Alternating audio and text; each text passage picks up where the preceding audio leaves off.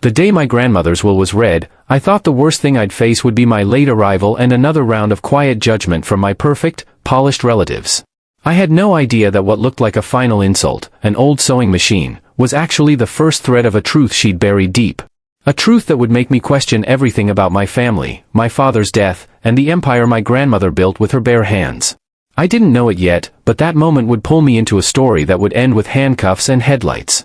Before I tell you my full story, please hit the like button, share this video with someone who loves a good mystery, and drop a comment below. It helps more than you know.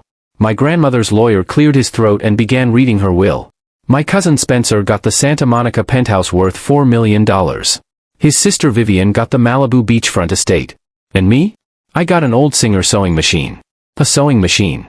Spencer burst into laughter so loud it rattled the glass walls. And honestly, I couldn't blame him. To my wealthy West Coast family, I'd always been the disappointment, the high school history teacher who somehow didn't fit the glossy Whitman mold. But when I discovered what Grandma Evelyn really left me, I called the FBI. The day started the way disasters usually do, quietly, inconveniently, unremarkably. My rusty 2010 Corolla refused to start. Of course it did. So I took 2 buses to get to Caldwell, Pierce & Associates, the law firm downtown. I was already 20 minutes late when I pushed through the glass doors, my teacher salary blazer looking painfully out of place among marble floors, gold accents, and people who dressed like magazine ads. "There you are," Uncle Harold sighed loudly across the reception.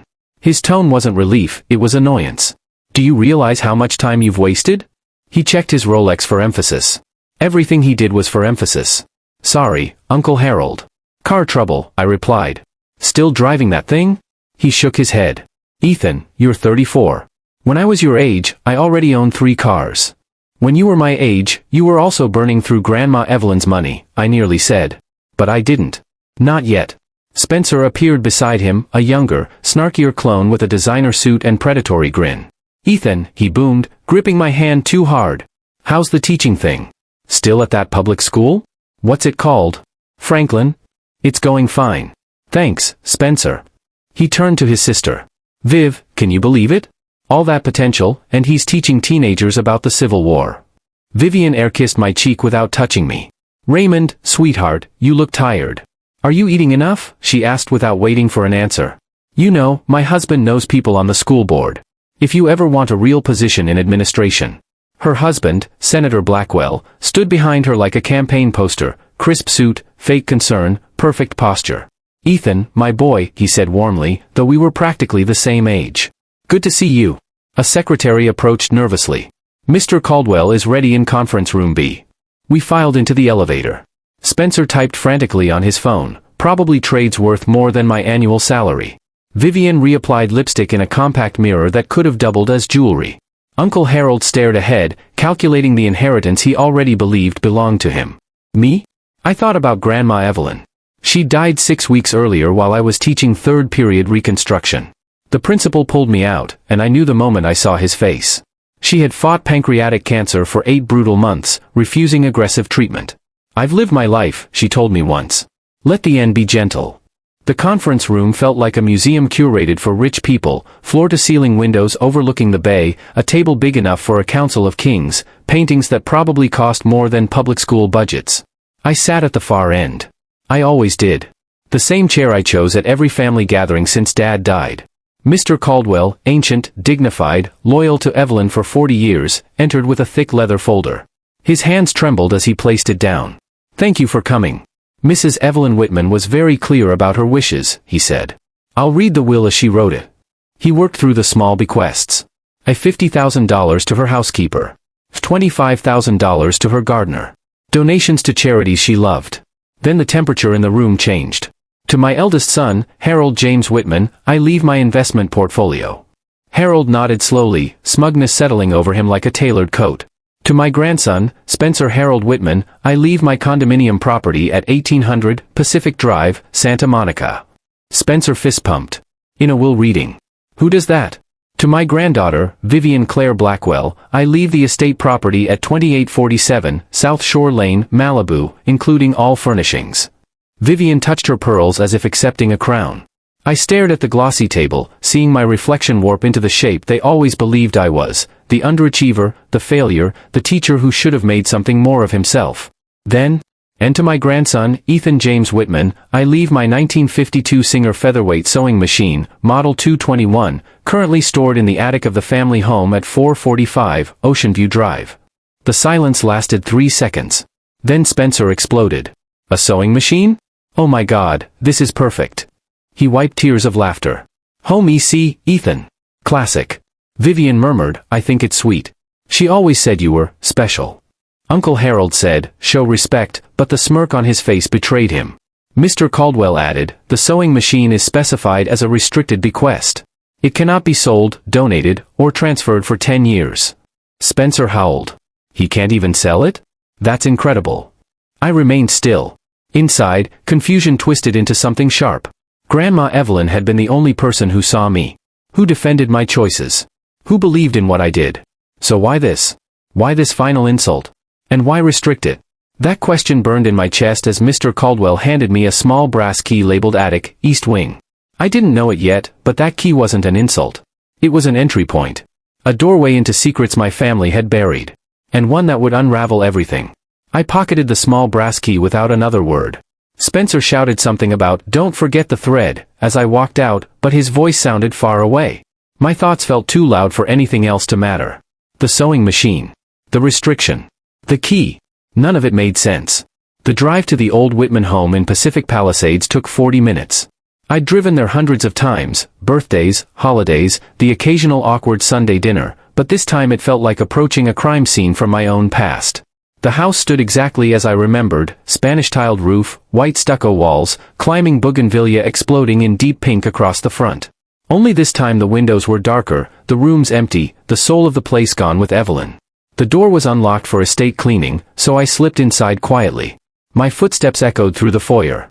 Sheet-covered furniture stood like ghosts waiting for someone to lift the cloth and wake them. Up 3 flights of stairs, I reached the attic ladder. Dust rained down as I pulled it open. The hallway smelled like cedar and forgotten stories. The attic was hot. Uncomfortably hot. Boxes stacked in towers leaned precariously, labeled in Evelyn's neat writing. Christmas '87. Harold's college things. Books, Arthur. The last one made my breath catch. My father's name. I brushed my hand across the box top, leaving a streak through the dust. It felt like touching a scar. But in the far corner, exactly where Evelyn had said, was the sewing machine case. Black, pristine, almost regal against the cluttered background. A note was taped to the handle in her spidery handwriting. For Ethan. Handle with care. I carried the case down the ladder, balancing its weight awkwardly. Spencer's BMW pulled up just as I reached my car. Of course. He stepped out wearing sunglasses even though the sun was nearly down. Couldn't resist taking one last tour, he said, though his eyes weren't nostalgic, they were scanning the place like a realtor evaluating square footage. Dad wants me to check the attic. Make sure nothing valuable gets left behind. It's all yours, I told him. He smirked. You never know. Old photos can be problematic. He tapped his nose. Especially with Viv's husband's ambitions. He disappeared into the house. I sat in my car staring in the mirror at the sewing machine lying in my back seat like a puzzle piece from the wrong box. Why a sewing machine? Why me? Why restrict it for 10 years? That night in my tiny apartment, I placed the machine on the table. The black metal gleamed under the kitchen light. Gold lettering spelled Singer across the front. The case smelled faintly of cedar and age. But something was off. The machine was flawless. Too flawless. The foot pedal's cord was still wrapped in its original paper. The needle had never been threaded. The tray underneath was spotless, like it had never been touched. This machine had never sewn a single stitch. I opened compartments, checked drawers. In the attachment drawer, I found the original 1952 manual, yellowed, delicate, untouched. Then I tugged gently on the fabric tray beneath the machine. It shifted. Not a lot. Just enough. My heart kicked hard in my chest. I lifted the tray. And there, tucked inside a hidden pocket, was a white envelope with my name written on it in Evelyn's handwriting. My fingers trembled as I opened it. Inside was a single sheet of thick cream stationery. Evelyn had always written with economy, no wasted words, no dramatic flourishes. Just truth. Her message was brief. But it hit like a landslide. My dearest Ethan. If you're reading this, then the vultures have had their feast. The sewing machine is only the beginning. Look where the roses never bloom. Remember the old Whitman estate in Coral Gables? Some gardens hide more than beauty. The truth about your father's death is there. Trust no one in the family. The combination is your father's real birthday, not the one Harold tells people. All my love, Grandma E. I read it once. Then twice. Then I sat down because my legs wouldn't hold me. The truth about my father's death. I had never questioned it. He drowned when his fishing boat capsized. The Coast Guard said it was a tragic accident. A sudden storm. Wrong place, wrong time. My father knew those waters better than anyone. Still, weather was unforgiving. But Evelyn was suggesting something far darker. A truth buried beneath roses. I barely slept that night. When the sun came in slanted lines through my blinds, I already had a duffel packed and was heading for the highway. At 6 a.m., I left a voicemail for the school. Food poisoning. Won't be in today. The truth was sitting in the back seat next to me, a sewing machine and a letter that changed everything. I drove to the old Whitman estate in Coral Gables, the very first property Evelyn ever bought in the late 50s. Unlike the glamorous mansion where the family gathered, this estate had been abandoned for years. Evelyn refused to sell it, no matter what offers developers made. Some places are meant to be kept quiet, she once told me. Now I understood the weight of that. The wrought iron gates were rusted, swinging open with a groan. The driveway was cracked, weeds pushing through. The house was a hollow shell, windows boarded, paint peeling. But I wasn't here for the house. I walked to the back gardens. 5 acres of what used to be Evelyn's pride. Fruit trees, vegetable beds, wildflowers, all overgrown now. But one thing stood unchanged. In the southwest corner was a 6-foot patch of dead earth. No roses. No weeds. No life. Bad soil, she had said when I was 12, planting sunflowers there. Some earth won't accept life. Respect that.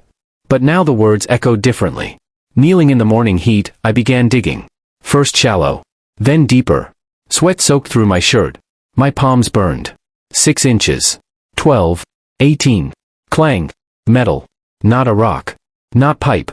A steel box. About the size of a briefcase, with a built-in combination lock. I brushed away dirt with shaking hands.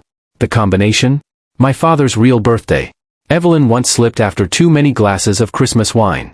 Arthur wasn't born in March, that was Harold's lie to keep up appearances. The real date was August 12, 1970. I spun the numbers. 0-8-1-2-7-0. Click. The box opened. And what I found inside didn't just change my life. It destroyed 2 others. Starting with my uncle. Inside were documents, organized, preserved, damning, and a letter from my father dated the day he died. My hands shook as I unfolded it. Mom, I found proof Harold and Spencer have been stealing from you for years. Millions. They're hiding money in the Caymans. They sold the Bayshore property for $12 million but told you it was 6. I'm confronting them tomorrow on the boat. If anything happens to me. It wasn't an accident. I love you, Arthur. I stared at the page until the letters blurred. My father didn't drown. They killed him. And Evelyn had spent her last years gathering proof. There were bank records. Property documents. Emails printed and labeled. A marine repair invoice paid by Harold, modifying the steering system on my father's boat the day before the accident. There were photos. Security footage. A flash drive. And Evelyn's last message. Make them pay. Your father deserves justice. I sat back on the dead earth and finally understood why the roses never bloomed here. Secrets had taken root instead. Now it was my turn to dig them out. My hands wouldn't stop shaking as I sat there in the dead garden, staring at the steel box full of evidence that shattered everything I'd believed about my father's death. It felt surreal, like stepping into a crime thriller I didn't audition for. But this wasn't a story. This was my life, my family, and the truth Evelyn had trusted only me to uncover. By the time I stood up, my legs ached, my shirt clung to me with sweat, and my mind was racing through a single question. What do I do now? I didn't have to think long. I drove home with the box strapped into the passenger seat like it was a living thing. Back in my apartment, I placed everything on the table, the invoices, the emails, the printed screenshots, the photos, the flash drive, the letter. Evelyn had created a blueprint so detailed it could have been used to dismantle an empire. And she wanted me to do it. I knew calling the police would be pointless. Harold's influence stretched through local politics, law enforcement, charities, he had connections everywhere. So I called the one organization I knew had no reason to protect him. The FBI. The receptionist transferred me twice before Agent Patricia Martinez came on the line. Her voice was calm, skeptical. I explained what I found. She sounded bored until I mentioned the stolen millions, then the altered boat steering, then my father's warning letter. She stopped me. "Where are you right now?" she asked, suddenly alert. I told her. "Don't touch anything else," she ordered, her tone switching from routine to sharp. "Stay exactly where you are. We're on our way." 2 hours later, unmarked black SUVs surrounded the abandoned Coral Gables estate. Agents moved through the weeds, the old house, and the garden like they'd rehearsed it. Yellow evidence markers went down. Cameras clicked. Documents were bagged, catalogued, photographed. Agent Martinez reviewed the flash drive inside her vehicle, scrolling through files with tight-lipped focus. "Your grandmother was meticulous," she said. "Most people don't build cases this solid unless they're prosecutors." "She was dying," I said quietly. She knew she didn't have time. Martinez nodded like she'd seen this kind of silent, private justice before. "This is prosecutable," she said firmly. "The murder conspiracy will take time, but the financial crimes, these are airtight." "What happens next?" I asked. "We build the case. You go back to your life and pretend nothing is happening. Keep answering calls. Attend family meetings if you have to. We need them comfortable. We need them sloppy. 3 weeks of pretending. 3 weeks working, teaching, grading papers while I waited for justice to move at the speed of bureaucracy. It was torture. Harold invited me to lunch twice. I ignored both invitations. Spencer called me at least 4 times, checking on estate paperwork, asking about signing the house sale documents, offering to make me whole regarding the sewing machine. Once, he even said, "Ethan, I know the reading sucked. I can give you $5,000 cash if you show up tomorrow. Easy money." $5,000. To the man holding a box that could destroy him. I played dumb each time, exactly like Martinez told me to.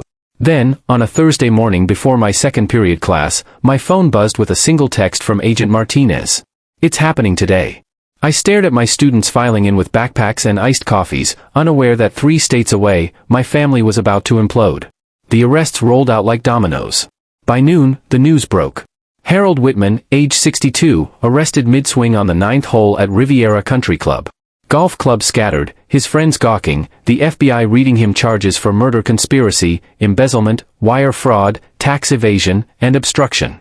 It hit every major news site within minutes. Then Spencer. FBI agents entered his Manhattan investment office during a morning meeting. According to a colleague who later called me, Spencer tried running, actually tried sprinting through the office in expensive loafers, before being tackled near the elevators. Cameras caught his entire walk of shame through the lobby. And Vivian? She was arrested at a charity luncheon where she was being honored with an award for exceptional philanthropy. Agent Martinez later told me she fainted as the charges were read, laundering stolen money through her husband's campaign donors. Oh, and Senator Blackwell's political career ended within 24 hours. The case was bigger than I realized. 47 shell companies. Stolen properties. Tax fraud. Hidden bank accounts in the Caymans. Fabricated property values. Millions siphoned, laundered, hidden. My father had stumbled into a financial black hole and paid for it with his life. The trial lasted 6 months. I sat through every day I wasn't teaching. I watched Harold's face as prosecutors displayed the invoices he signed, the emails he sent, the transfers he ordered. I watched Spencer crack first and agree to testify in exchange for 25 years instead of life. His testimony was brutal. He admitted everything. The meetings. The plan to confront my father. The attempt to make the boat look like a mechanical failure. The storm cover. The lies. "Did you feel any remorse?" the prosecutor asked. Spencer looked at me. Arthur was going to ruin everything we deserved. That word again. Deserved. Vivian tried to distance herself, claiming ignorance. But the documents Evelyn collected told a different story. She knew. She helped. She participated. When the verdicts came, Harold, life without parole. Spencer, 25 years. Vivian, 15 years. The courtroom fell silent except for reporters' keyboards. And 2 weeks later, I got a call from Mr. Caldwell. "Ethan, your grandmother left an addendum to her will," he said. It was sealed. It could only be opened once the involved parties were convicted. I met him in the same room where they'd laughed at me. This time the room felt smaller. Or maybe I finally felt bigger. Caldwell slid a folder toward me. My breath caught as he said, "Ethan, your grandmother left you everything. Every property, every investment, every asset. Roughly $50 million. That sewing machine was your test, and your protection." I opened the folder. Inside was another letter from Evelyn. "My dearest Ethan, if you're reading this, justice has finally found its way. You were never the disappointment. You were the only one I trusted. Use what I leave you to build, not destroy. Your father would be proud. All my love, Grandma E. I closed my eyes and let the weight of her words settle into me. Not the weight of money. The weight of trust. The weight of truth. The weight of a legacy she knew only I would carry with integrity. I walked out of that law office knowing what I needed to do next. And none of it involved revenge. It involved rebuilding. The world looked different walking out of Caldwell's office that day. Not brighter. Not easier. Just clearer, like someone had finally wiped the fog off the glass and I could finally see my own life without the shadows of my family leaning over it. I didn't rush to buy cars or clothes or even a new apartment. In fact, I went back to school the next morning. My students were taking a quiz on the Gilded Age, irony so thick it almost made me laugh. They had no idea that while they scribbled about robber barons and trust busting, I had just inherited a fortune built on truth, not theft. But I didn't want to run from teaching. My father used to say, if you leave people better than you found them, you're doing more good than most millionaires ever will. So I stayed. With Evelyn's estate, I created something that would have made both her and my father proud, the Arthur Whitman Foundation for Ethical Business Practices. It focused on scholarships for first-generation college students, grants for forensic accountants investigating corporate fraud, and support for whistleblowers who risked everything to tell the truth. The foundation became a quiet powerhouse, not flashy, not glamorous, but effective. Exactly the way Evelyn would have wanted. The Santa Monica penthouse? I turned it into transitional housing for women leaving abusive homes, the kind of starting over Evelyn herself once needed after escaping her first husband. The Malibu estate? It became a retreat center for teachers who desperately needed rest. Free of charge. A place where burned-out educators could breathe again. The first time I saw a group of exhausted teachers cry over the ocean view because it felt like being seen, I knew I'd done the right thing. The abandoned Coral Gables estate, where the box had been buried, that became a memorial garden. In the dead patch where nothing grew, I planted an oak tree with a bronze plaque at its base. Truth grows where secrets are buried. Every time I visit, the leaves rustle like whispers of unfinished stories. The sewing machine sits in my classroom now. I placed it inside a glass case with Evelyn's story printed beside it. At first, students thought it was a weird decoration. Then they started asking questions. Then they started staying after class. Then they started telling me their own hidden truths. History, I tell them, isn't just what happened. It's what we choose to keep digging for. Sometimes, one small thread unravels an entire lie. One afternoon, a student lingered after the bell. She kept glancing at the sewing machine case, chewing her lip. Mr. Whitman, she finally said, how did your grandmother know you'd figure it out? I mean, how did she know she could trust you? I sat on the edge of my desk and looked at the sewing machine, the machine that was never meant to sew, only to reveal. She knew I'd remember the stories she told, I said. She knew I'd care enough to look deeper. But mostly, she knew I was my father's son. The real inheritance Evelyn gave me wasn't the money. It was the reminder that justice can be delayed, but it doesn't have to be denied. Truth can be buried, but it doesn't have to stay hidden. And sometimes the smallest gifts carry the greatest power. I walked out of her house with a sewing machine. But she knew I'd walk into something bigger. She knew I'd walk into myself. And I did.